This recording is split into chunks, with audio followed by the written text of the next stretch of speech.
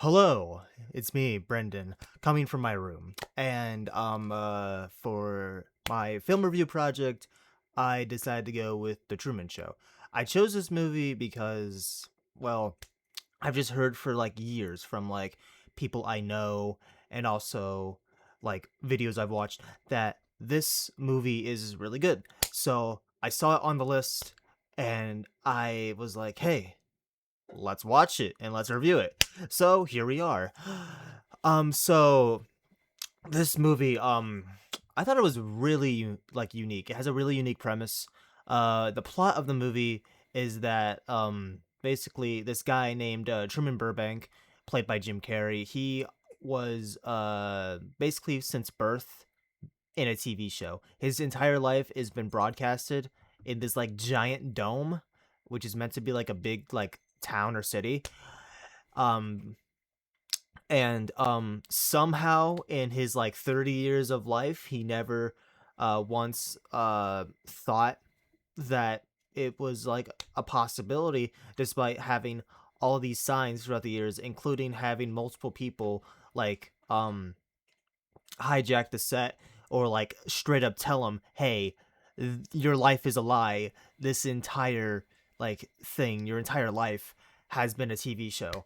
And the people working on the movie, the TV show in the movie, they all like they've done a really great job apparently of like not telling him anything about this. Uh Not giving him any signs, but somehow the thing that sparks his interest in the beginning of the film is when a light from the top of the sets falls down to the ground, and he gets to confused as to what that was and why that happened. This movie was released on June 5th, 1998. It has an IMDb rating of 8.2, a 94% critic score, and a 89% audience score on Rotten Tomatoes. This movie was loved by many critics and fans alike. So it's overall just well beloved by the general public who have seen the movie. Movie is rated PG. Runtime is an hour and 43 minutes long.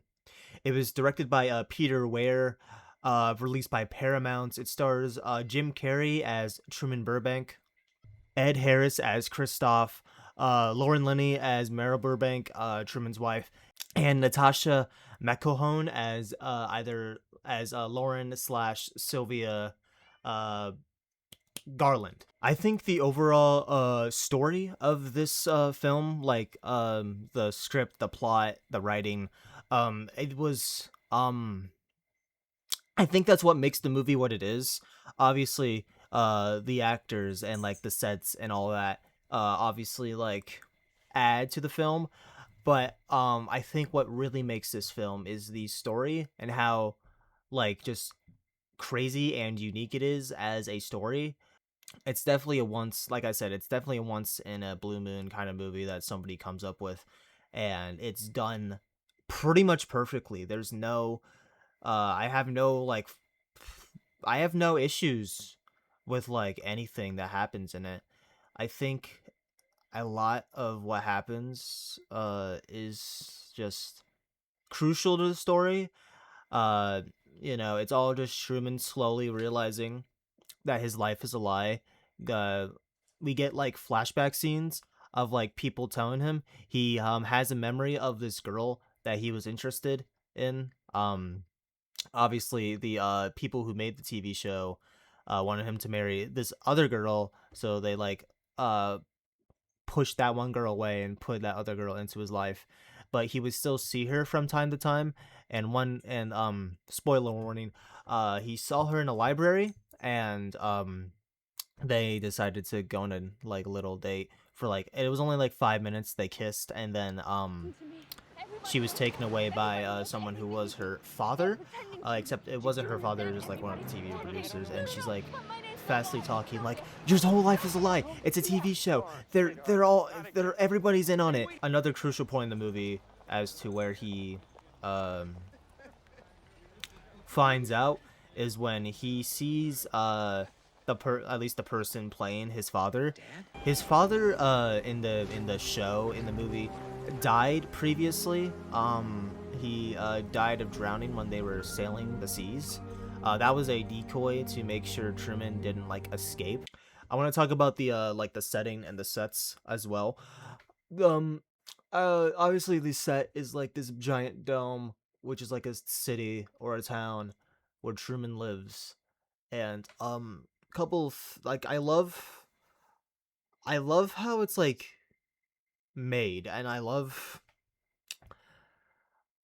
just love how like they're able to like control like the weather and stuff. It's like it's so convincing to someone who hasn't actually seen the real world, like Truman. The ending where like he reaches like the edge of the set, like he's like sailing the seas, and then he like finds out that like this part of like the sky and the water and like the clouds, it's like he like touches it, and like his ship touches it, and that's basically like the full confirmation that this is a set, because that wouldn't have happened in real life. And he's like, and he like walks out of the ship to find the staircase to the exit to where he escapes the show and the set.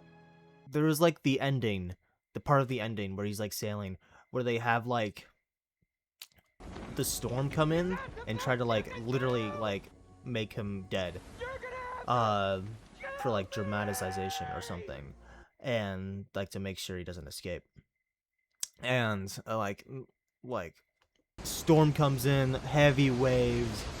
It's like he's not gonna make it. Oddly enough, that reminded me of this music album that also has like a kind of movie tie-in. It's like all of the songs have music videos, and it was meshed into like 1 hour long like thing called Vanisher Horizon Scraper by Quadeca or Benjamin Lasky.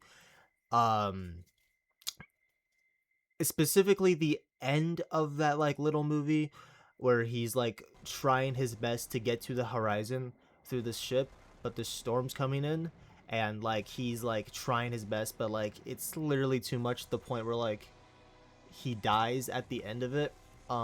So about the director of the film, I haven't seen anything else from him, from my knowledge.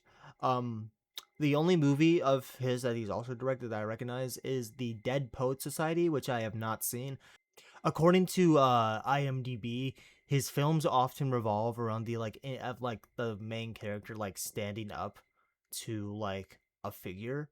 So it's like the it's basically like an underdog story. He's basically a big fan of making movies that have like kind of underdog stories where like he has this like big force trying to stop him from what he's trying to achieve, but he comes around in the end and achieves it.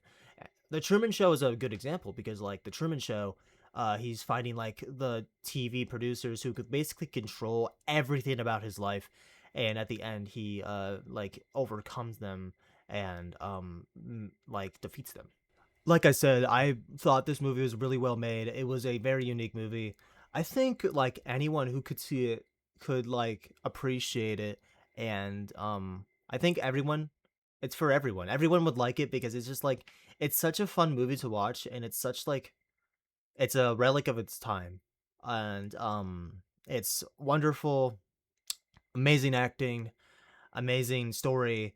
At the end there's a really good sound, there's like really good music, just like a really like well made story to the point where like, even though I watched this personally on YouTube for free, I think like if you were to buy this movie, then it wouldn't be a waste of money because it's genuinely like a great piece of film, and you should watch it, and your friend should watch it, and your family should watch it, and your dog should watch it, and your cat should watch it.